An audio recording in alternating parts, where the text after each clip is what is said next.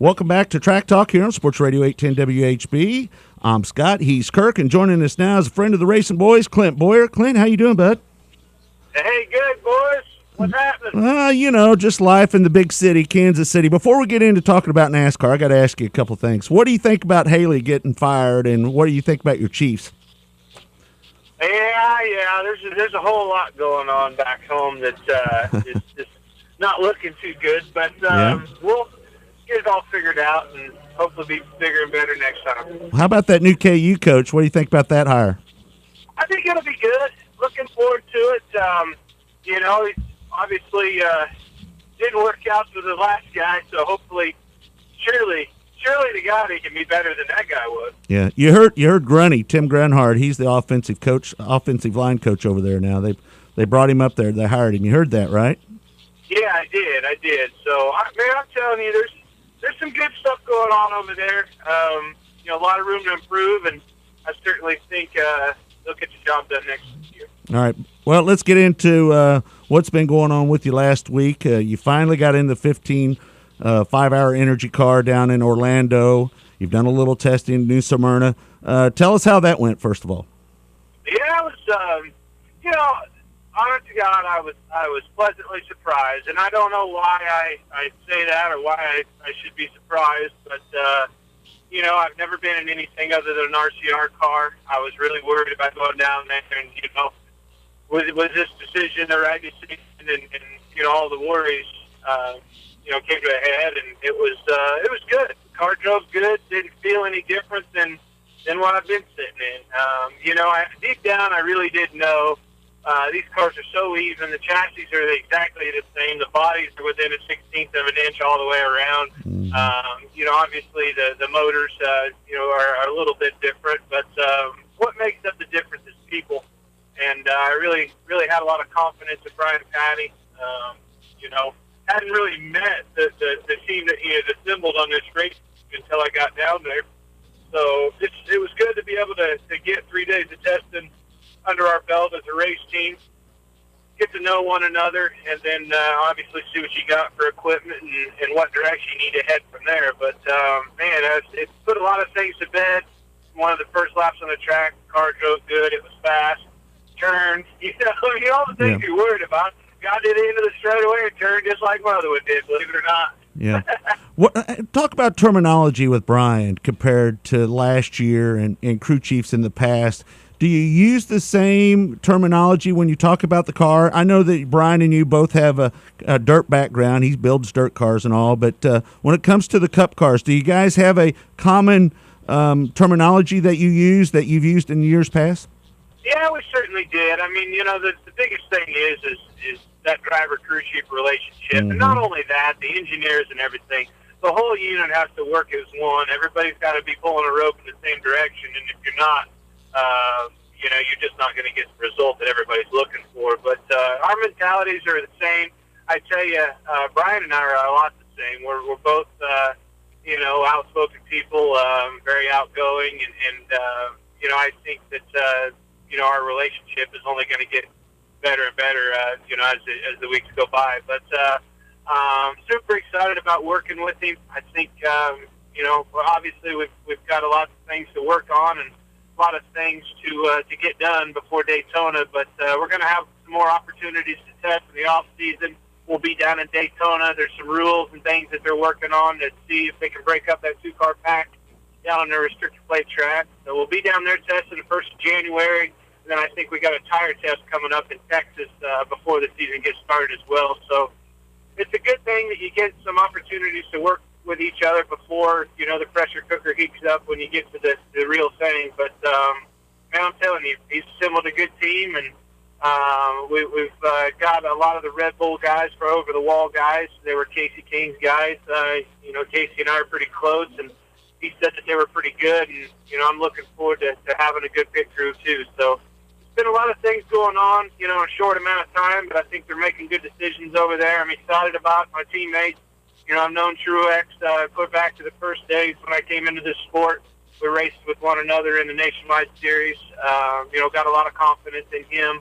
And then Mark Martin, holy cow. I mean, how could you ask for a better teammate and a mentor to have on your side. So I think things are, the stars are definitely lining up to have a pretty deadly combination over there. Clint, you've been an exceptional restrictor plate racer for since the very first time you got in a plate car, when you ran Bobby Gerhardt's car back in the day. And you've got a couple wins on the super speedways. You've won the last 2 fall races at Talladega. With all these changes, with the smaller radiator, smaller overflow tank, the inlet, they're moving that up into the center of the bumper, so when you're bump drafting, you won't be able to get the air in there to cool the motor down. All these changes, and then you throw on top of it the restrictor plate. I mean, not the restrictor plate, but the fuel injection. It's changing it up quite a bit. Tell us what the feel of the car is, because I hear under deacceleration, when you get out of the gas with that fuel injection, that you don't have the same feel. It doesn't try to slow the car down as much with the fuel injection. Can you kind of touch on that a little bit? Well, I guess more importantly, the biggest thing there is there's an adjustability there that you can change. You can change the engine braking, and when you let off the gas. Mm-hmm. And I think that's something that, opens up some opportunity. But, as my engineer and I were talking, I just told them, that just gives you guys, more room to think about stuff. But as far as my thinking is you'll always want the most engine braking possible. That way you're getting off into the corner as deep as possible and you're not using as much brake. I just think you'll always have that category maxed out, as much engine braking as possible. But a lot of mapping within that EFI system that you can change. You can lean things out. I guess where I look into it is these 1.5-mile tracks, where they all come down to fuel mileage and things like that. There's a lot more room for adjustability. To improve there, and then more importantly, the road courses, where we all know that's so important. Not only for fuel mileage, but actually forward bite off the corners as well. So you can change all that, your fuel flow and things like that, how much fuel you get in the thing when you pick up the gas. Just looking at Sonoma in particular, when we go out there to Infineon, I think it's turn 11, that last turn right there is really hard to get off the corner. And then 7 on up the hill there, forward bite becomes a major issue on into the run. And, you can't use everything that you have, after 10 laps or so. So if you can back that off, not only are you getting, better forward bite, you're actually, getting better fuel mileage as well. So a lot of things there that I think, that the engineers can work on and improve on, for the road courses. But I'd say, your typical short track and just normal, racing, max that baby out. We're racers. Man, the day of the changing the jets and just fattening it up or leaning it out, those are long gone, Kirk. Yeah, Clint, congratulations on your new team. Okay, what happens now before Daytona Speedway? What kind of testing? They don't allow, I don't think they allow any testing before Daytona, do they? So you're going to be able to get out on the racetrack. What happens now before you head to Daytona? Well, like I was saying, we'll go to Daytona. They have an open test down there. They're looking at spoiler changes and a lot of different things to keep us from 2-car packs. That's 1st of January, and then I think the end of January we got a Goodyear tire test scheduled for down in Texas, so we get a good read what we have for equipment and where we're at on a 1.5-mile racetrack. But actually the car I drove was a car that Truex had down at Homestead. He ran in Texas with and had really good runs at both tracks. So I was kind of surprised they gave me the best car they had to go test at a short track at Disney World, but I'm glad they did. That way I had a pretty good gauge of where they were and what they had for equipment, and I was pleasantly surprised. I really was. I want to talk about your dirt team. You got some changes going on there. You got to be excited about getting one of the hottest young drivers coming over to your team, Jonathan Davenport. How were you able to get him on board your team? Yeah, I'm super excited about that. Jonathan is, just a really, really good guy. Very, very, just a hard-nosed racer. That's all he does. This kid, when he's at the shop, he's been there for 2 weeks, and that's all he does all day long is think about how to get faster. And that's what you got to have to be successful.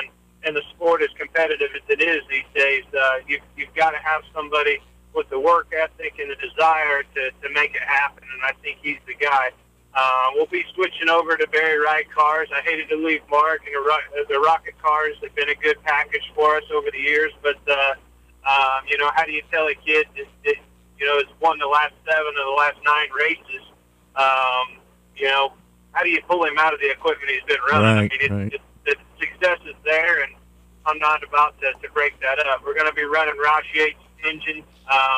Pretty excited about that. I know they're building good power, building a good program, a lot of support at the track, and I think that's just a deadly combination.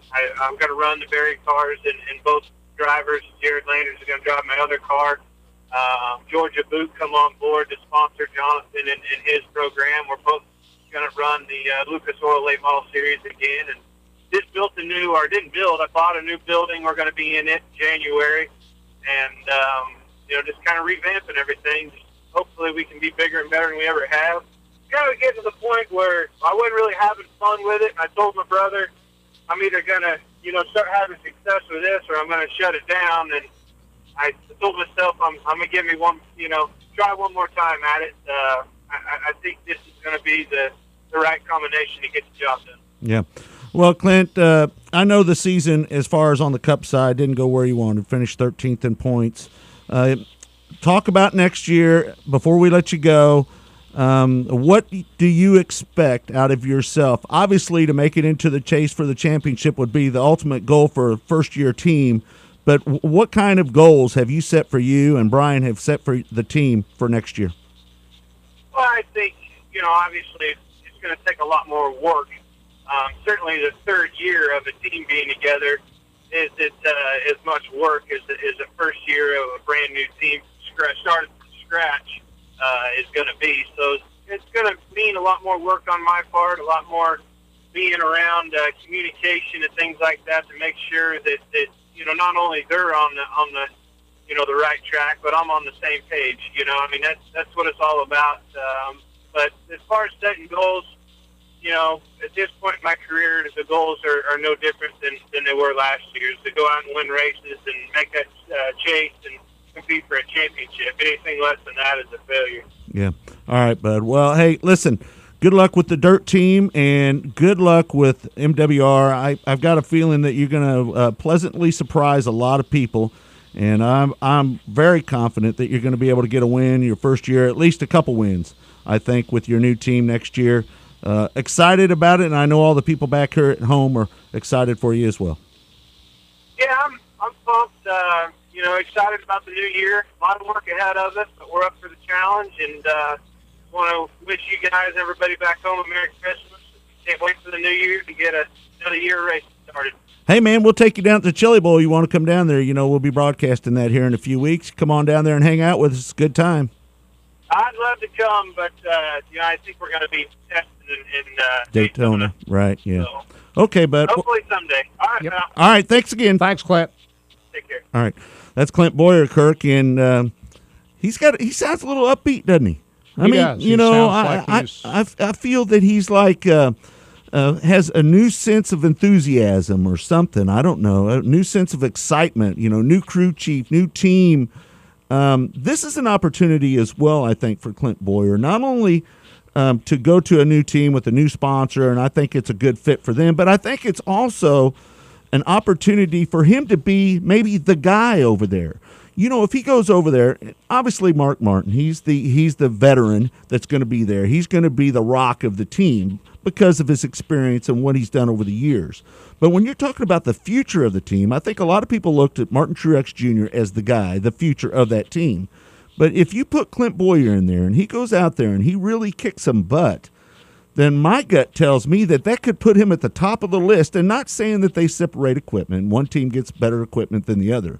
But identity-wise of the team, from the outside looking in, I think it's an opportunity for Clint Bowyer to be the guy. What do you think? I think so. I mean, it'll all have to play out, but you can kind of sense he might have been a little apprehensive heading into that test this week, but he came out of that feeling a lot better than maybe he thought he would. Expectations going in, of course, big, but I think he really came out of that test feeling a lot better about it than he thought he might going in. Yeah, and you know what? That you can say what you want about a couple dirt racers working together at the cup level.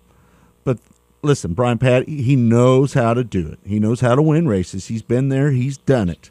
And I think that little comfort zone of them both having that dirt background is going to be huge in the long run. I think the chemistry could be the best that we've ever seen with Clint Bowyer. Hey, it's going to be interesting to find out, and I'm sure he had a big say-so on who his crew chief was going to be, and you can kind of tell him talking about Brian Patty that those two guys see eye to eye right out of the gate. Yeah, no doubt. All right, we're going to take a break. When we come back, we'll take your phone calls, 913-381-0810, 913-381-0810. More of Track Talk with the Racing Boys on the Racing Boys Broadcasting Network when we come back.